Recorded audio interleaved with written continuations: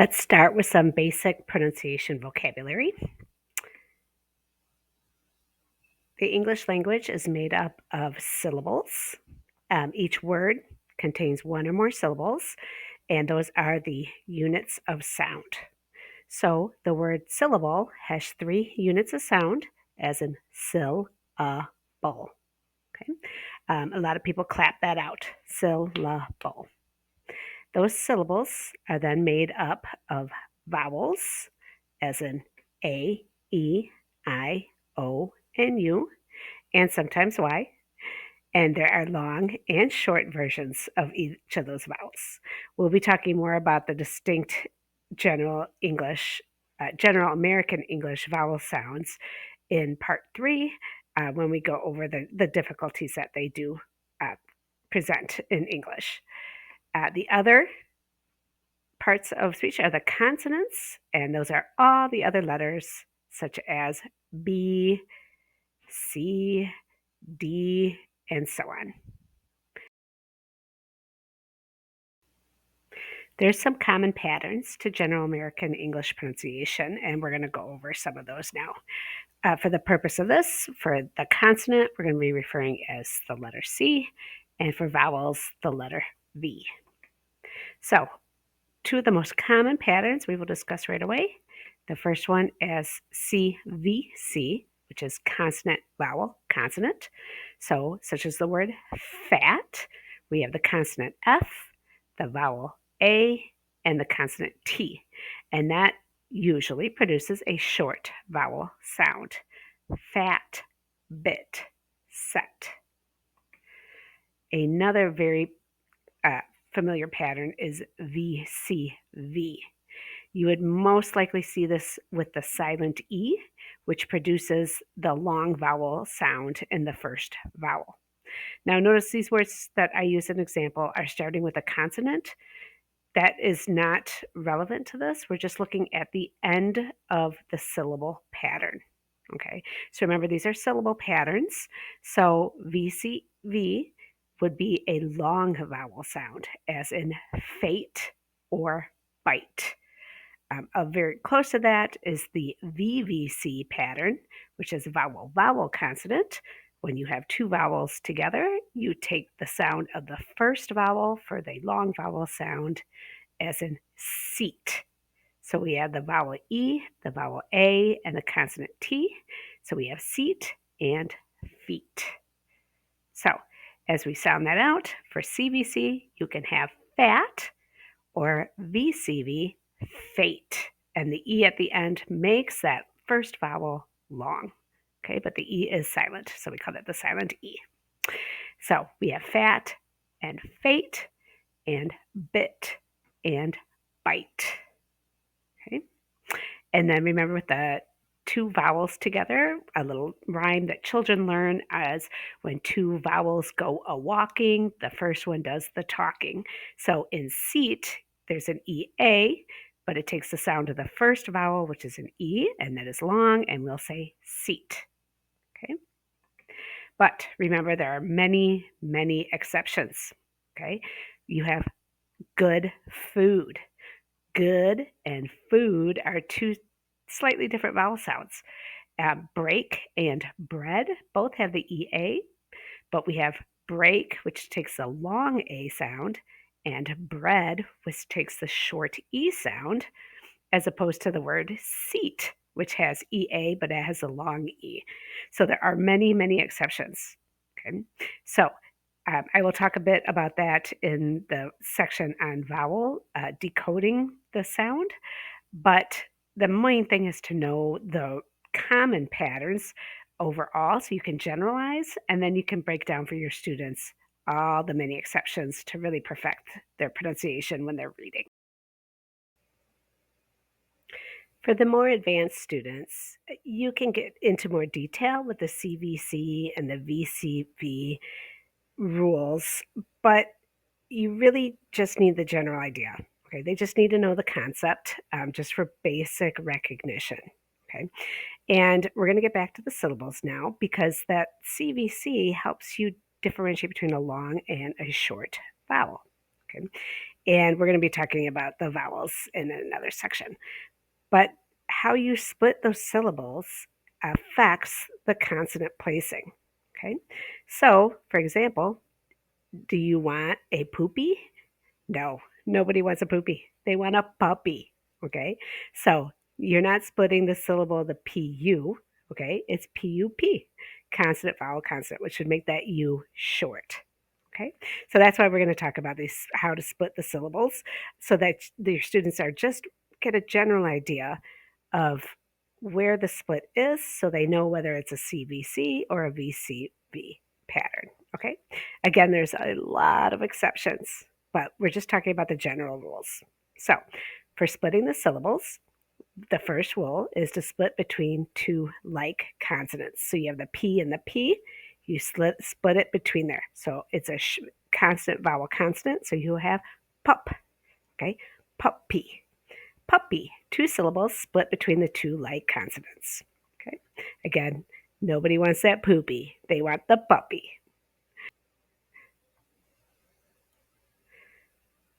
You split it between two unlike consonants that are between two vowels. Okay? All that means is if you have the BA and then you have two consonants together, the S and the K, okay, they're different and they're not like the PP, but they're two different. And there's a vowel before and after each one. You're going to split it between. Okay, so we have basket. Okay, basket. Number 3, with the words that end in LE, you're going to take the consonant right before that L with it. Okay, so you have needle. Okay, needle. The D goes with the LE. Okay, it's important they don't split between the D and the L.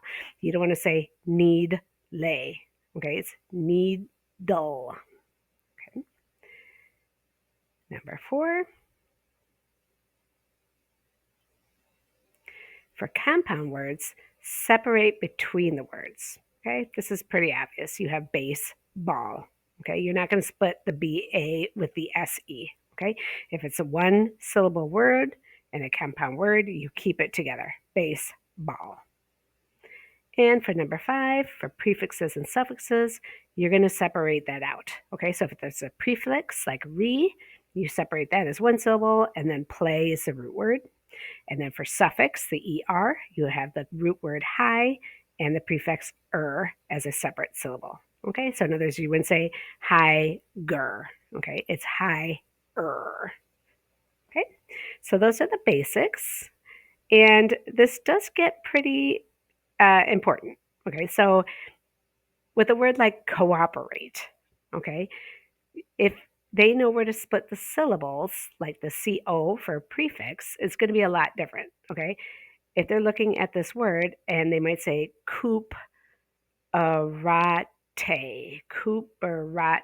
No, if they know to separate the prefix, they have co-op-rate.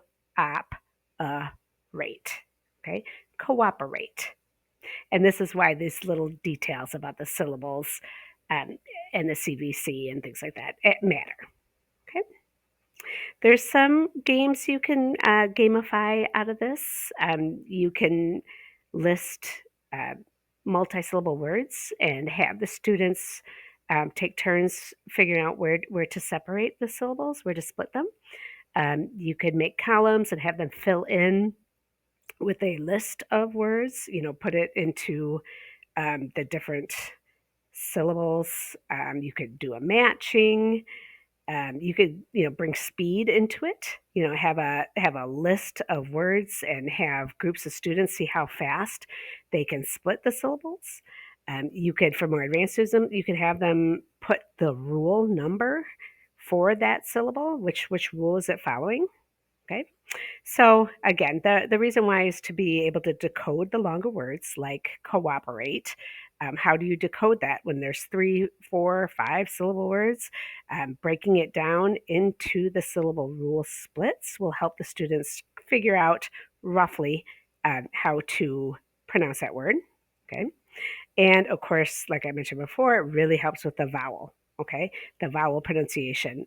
Again, this is not a hard rule, but is a general pattern. So if they know the general pattern of long and short vowels within these syllables, they'll have a lot easier time decoding the pronunciation of those words. And we will speak about the vowels in another section.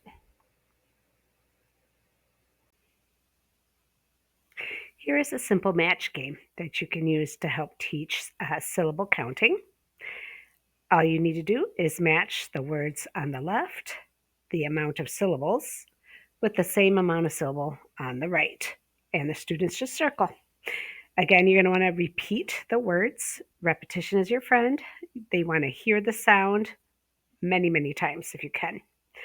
Be clear and repeat. So you're going to want to clap for the one syllable, car. And then we have counting, green, little. Okay, so the only one that has one count is green. So we have car and green. One syllable.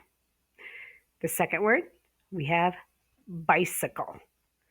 Bicycle. Again, you can clap for your students. Bicycle.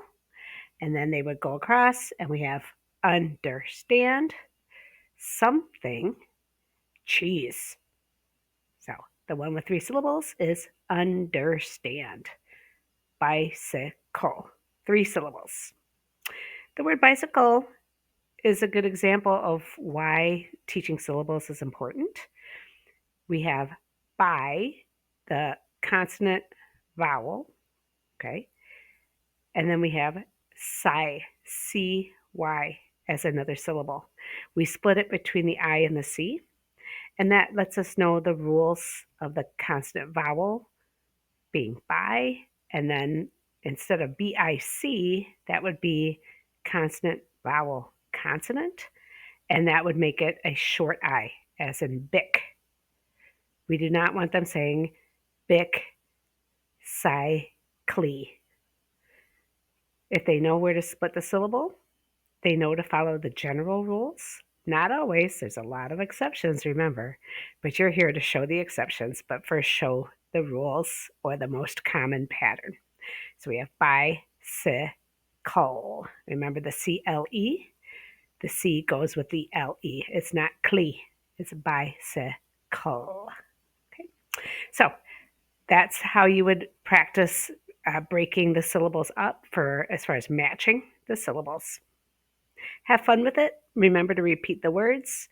You can have them do this on their own after you go over the first couple and then correct as a class, or if you're tutoring individually, you can go through the sounds of each word and take your time. Remember, they love to hear you speak.